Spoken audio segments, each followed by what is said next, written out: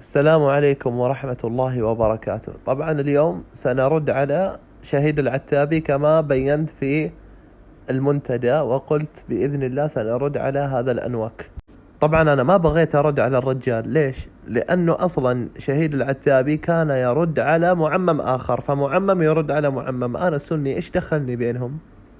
ما لي دخل فيهم بالطقاق.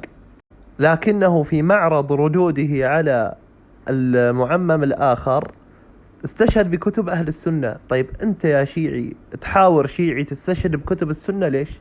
حاوره بكتبك. يعني والله ما استشهد بكتاب واحد شيعي واستشهد بكتب أهل السنة، وكأنما واثق الشمري يلتزم بكتب أهل السنة. هذا لا يعرف حتى أساليب الحوار. دعونا نسمع ماذا يقول ومن ثم نعلق. كلام الله ماكو دليل على الخمس، وحق هذا كلام الله.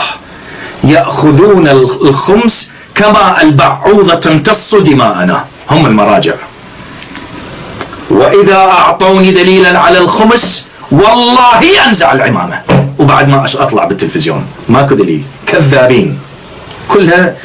وعندي أدلة تقطعهم تقطيع ما نطلع عليها أحد بعد في عدم وجوب الخمس. إذن المعمم الشيعي واثق الشمري يطالب الشيعة بدليل على خمس أرباح المكاسب، فمن البديهي الأدلة من أين تكون؟ تكون من كتب الشيعة، ما تكون من كتب غير الشيعة. يعني سني يطالبني بدليل على مسألة معينة أروح أفتح له الكافي؟ لا طبعا، هذا واحد حمار اللي بيسوي هالحركات، مع كامل الاحترام. في زمن الغيبة يمصون دمك 20%. أعوذ بالله من الشيطان اللعين الرجيم. بسم الله الرحمن الرحيم. السلام عليكم ورحمة الله وبركاته.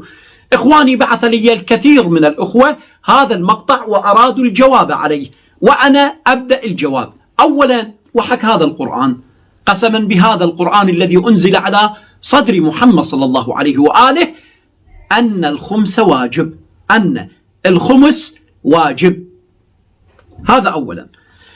والدليل على أن الخمس واجب سوف نذكر الأدلة إن شاء الله سبحانه وتعالى، لكن قبل ذلك أكو استفسار يعني يجي على ذهن الواعي المتتبع، يشوف أنه حوزة لندن، حوزة بريطانيا، يعني قاعد تخرج نماذج درست على أن تهدم مذهب آل محمد.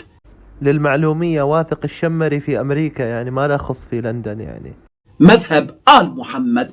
ويعلم القاصي والداني الشيعي وغير الشيعي أن من أهم أسباب قوة هذا المذهب واستمرار قوة هذا المذهب وعنفوان هذا المذهب وتجدد هذا المذهب، مذهب أهل البيت، هو الخمس. أقصد القوة الاقتصادية والقوة المادية لهذا المذهب.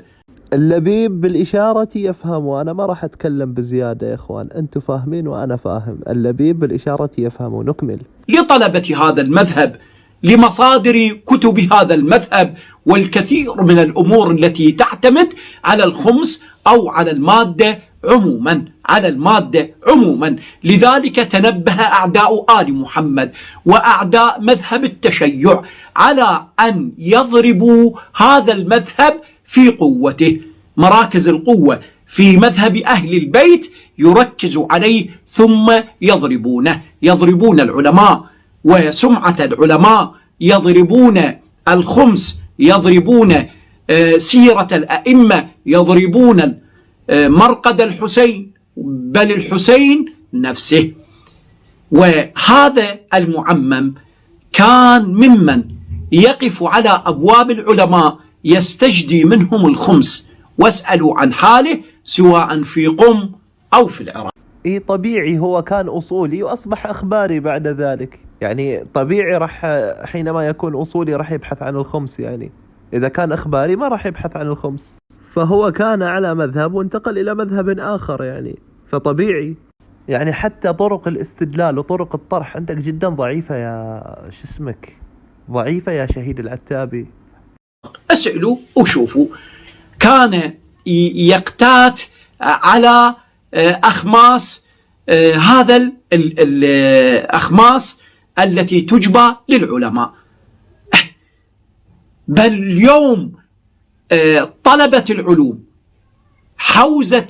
الحوزات عموما أساس بنيانها في كتبها، في منهجياتها، في رواتب الطلبة، في دعم الفقراء والمشاريع، يعتمد اعتمادا على الخمس وقليلا ما على الزكاة، ويريدون ضرب هذه القوة مع الأسف الشديد. أما بالنسبة للأدلة، بالنسبة للشيعة، لعلماء الشيعة، أنه لا يحتاجون إلى أدلة في ذلك.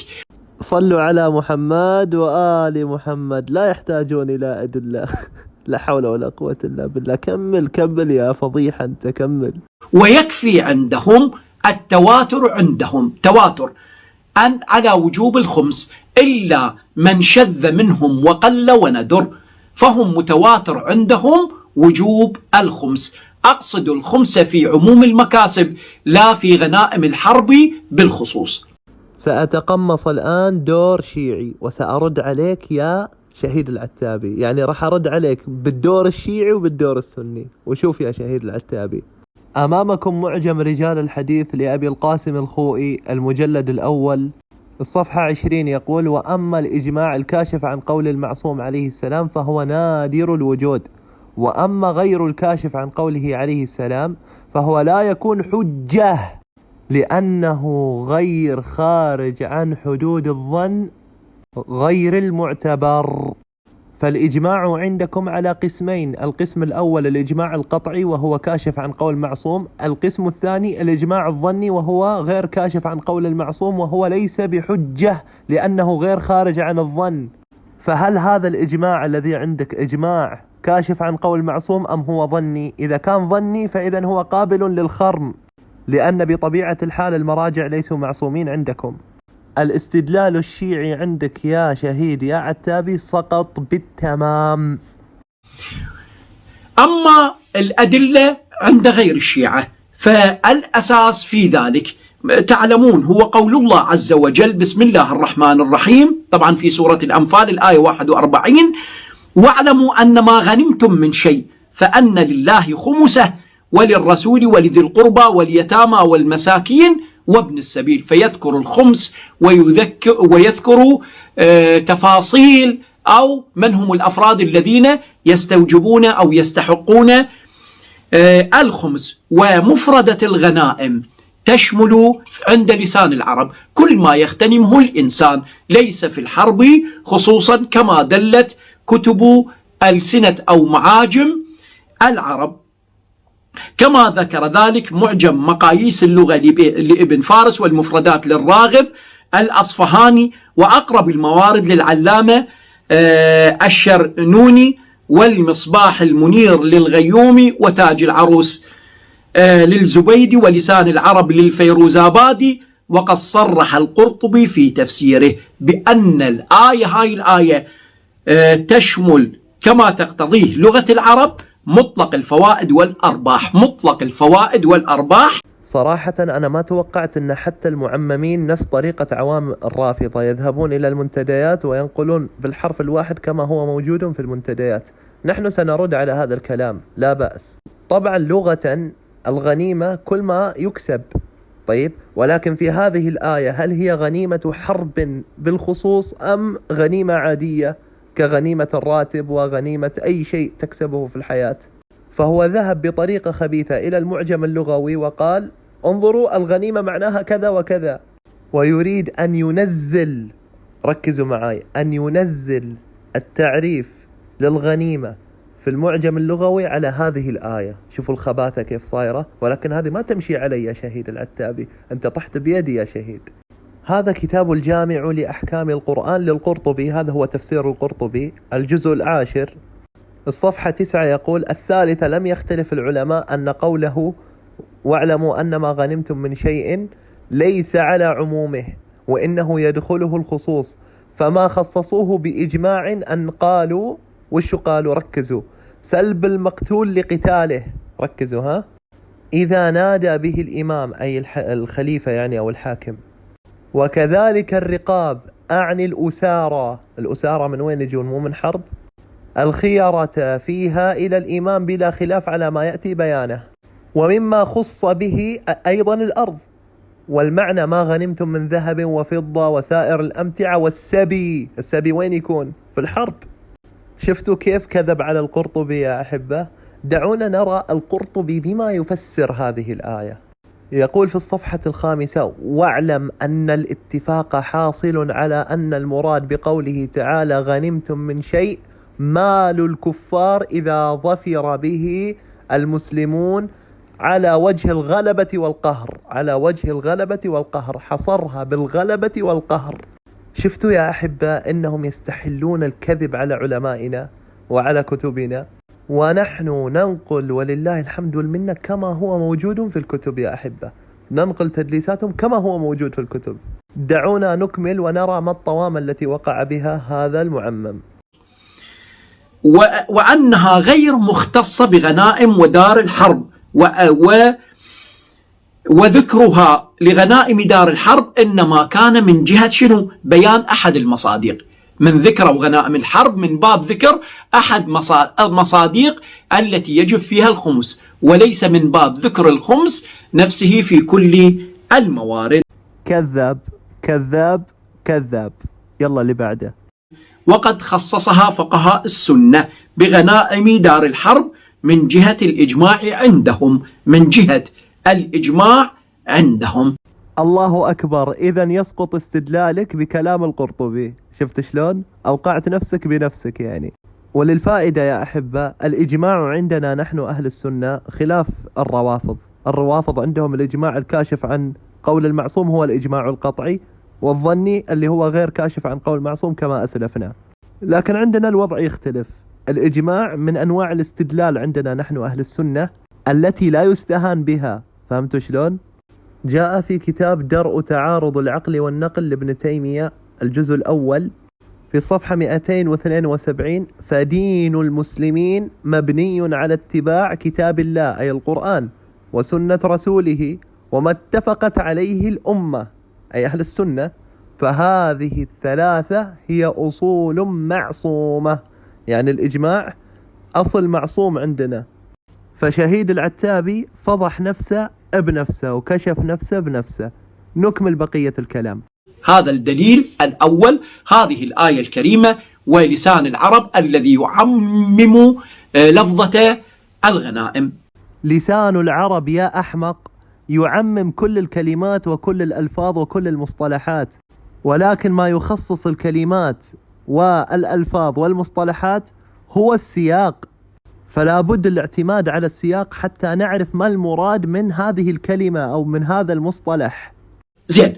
وهنالك جملة من الرسائل التي راسل بها رسول الله صلى الله عليه وآله أقوام وأقوام، مراسلة، وأمرهم بإيصال الخمس وتسديد الخمس. من ذلك أن النبي صلى الله عليه وآله كاتب منه في رسالة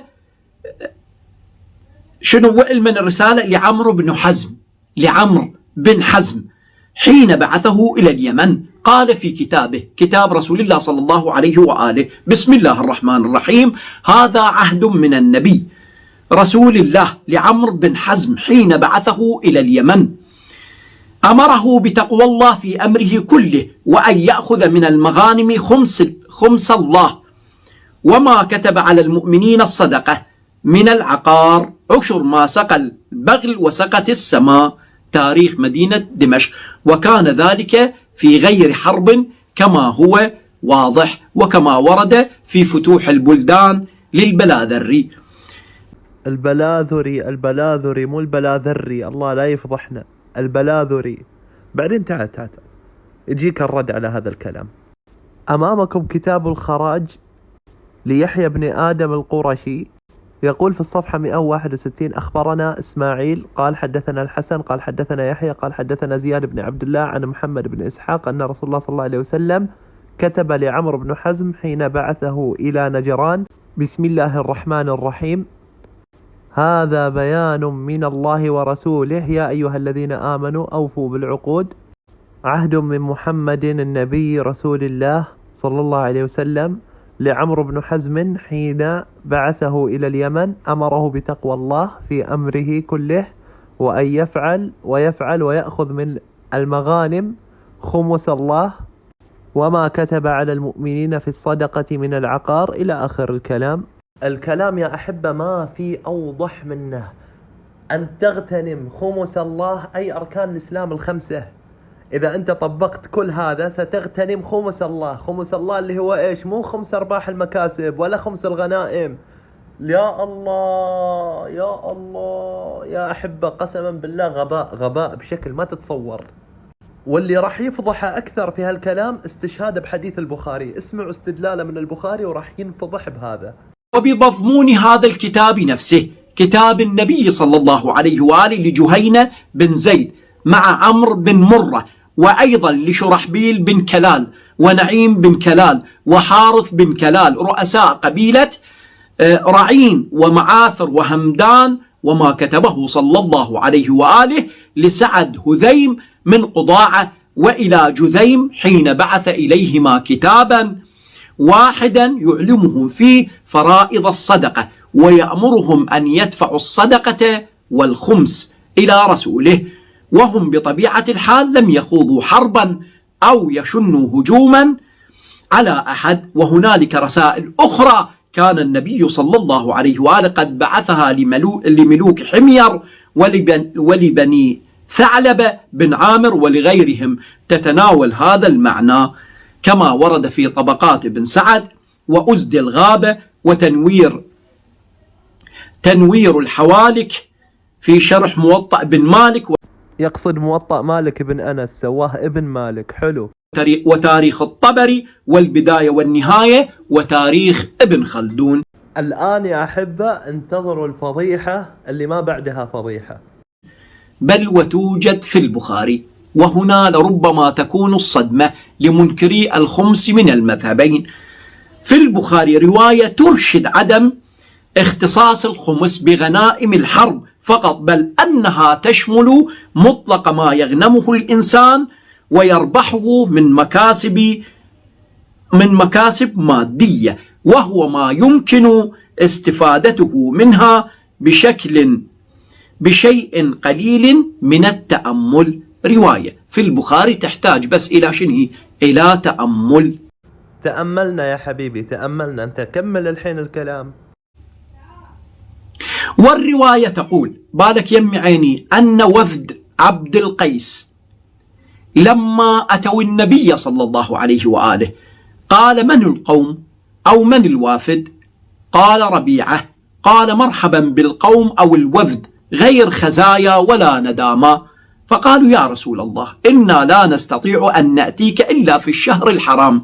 بالك يمي، ما نقدر نجيك بالشهر الحرام لأن ما بي حروب ولا بي غزوات ولا قتال إلا في الشهر الحرام، وبيننا وبينك هذا الحي من كفار مصر، فمرنا بأمر فصل تخبرنا به نخبر به من وراءنا وندخل به الجنة. وسألوه عن الأشربة فأمرهم ب4 ونهاهم عن 4، أمرهم بالإيمان بالله وحده إلى قوله: وأن تعطوا من المغنم الخمس. وأن تعطوا من المغنم الخمس. الجزء الأول صفحة 19. زين، يستفاد من هذه الرواية من أن الرسول قد أمر بالخمس هؤلاء القوم، وهم إنما يأتونه في الأشهر الحرم. وهنالك إخواني تفصيل مستفيض في هذه المسألة، مسألة الخمس، وأكرر بأنها من البديهيات عند علمائنا علماء شيعة آل محمد، فقد أجمعوا على وجوب الخمس إلا قلت من شذ منهم، وهو قليل جدا. أما استدلالك بالإجماع، قلنا لك أن الإجماع الغير كاشف عن قول المعصوم هذا إجماع ظني وليس بقطعي، ويخرم هذا الإجماع. وقال الخوئي كما أسلفنا وبينا أنه غير معتبر. فإجماعك هذا غير معتبر. هذه الفضيحة الأولى. أما الفضيحة الثانية، تعالوا يا أحبة إلى شروح علماء أهل السنة لهذا الحديث ونبين مدى جهل وغباء هذا الرجل. أمامكم كتاب التوضيح بشرح الجامع الصحيح لابن الملقن، وهذا من أجمل وأجود وأفضل شروحات صحيح البخاري يا أحبة. في الصفحة 216 يقول: ويكون قوله وأن تعطوا من المغنم الخمسة معطوفا على 4، أي أمرهم ب4 بأن يعطوا، والشهادتان في حكم واحد. وجواب ثان هو أن الأول 4 إقام الصلاة والذكر كلمة التوحيد لأنها الأساس، وقد رواه البخاري في كتاب الأدب اللي هو الأدب المفرد، وفيه أقيموا الصلاة إلى آخره، وليس فيه ذكر الشهادة، وفي بعض طرقه حذف الصوم. 16 هذا الحديث موافق لحديث بني الإسلام على 5 لتفسير الإسلام ب5 في حديث جبريل. فما علاقة 5 أرباح المكاسب اللي هو بالعربي بوق من عوام الروافض حتى أنتوا تاكلون لقمة عيشكم يا هالمعممين بهذا الحديث؟ إيش علاقة هذا بهذا؟ اسمعني زين يا شهيد يا عتابي وركز في كلامي، مو بس كذا، ركز في كلامي. إذا حصل نزاع فكري بينك وبين أحد المعممين حقك أن ترد عليه بما تريد، أنا ما يخصني في هذا الموضوع ولا لي علاقة. لكن أقسم بالله يا شهيد يا عتابي إذا تقحم كتب أهل السنة في النص أنا راح أكون على أتم الاستعداد على أني أتواصل مع ذاك المعمم وأقول له خل شهيد العتابي علي، أنا راح أستلمه من كتب الشيعة ومن كتب السنة مثل ما سويت أنا اليوم.